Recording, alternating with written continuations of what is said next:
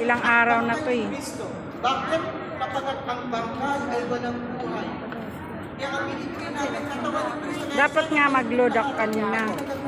Wala naman yung naglo-load doon. Malis. Later on, hindi ko pagbalik ako sa aking mga tahanan. Yung mga anak ko tulog pa. Sa kanila ako nangingi ng load Gcash. Papasa mo. Ibinigay niya ang kanyang sarili. Hindi lamang sa ating mga kasalanan, hindi ang kanyang umaapaw ng pagmamahal sa sanlibutan. Ang ating sinusundan ay hindi Diyos ng buhay. Diyos ng buhay. At Diyos ng pag-ibig. Kaya tayo lahat po bilang tagatanggap o recipient ng pag-ibig ng Diyos, marapat namin na sana tayo po ay magbigay buhay. Hindi lamang tayo magbigay ng pag-ibig sa mga pinipili lamang natin o yung mga ginagawa lamang natin.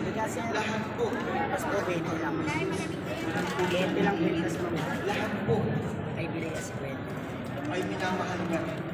Lalo na po yung mga kasalanan. Wait ka lang, Alin. Nasa relo po. Sinasabi, bakit hindi naguhugas ng kamay ang mga alaga? Alaga din tayo. Yes, mga alaga yun. That is outside, that is physical outside. Pero mga alaga din kapatid, ngayong linggo ito, sana tayo po nakapag-handa na.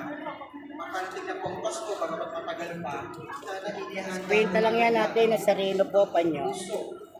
Mga 5, 30, 45. Malalaki, 50. Ng ating katawan ay templo ng Diyos. Kung tayo po ay nagdadamit ng marakya, nagsusunod na magaganda, ang mas more sana binibilisan din natin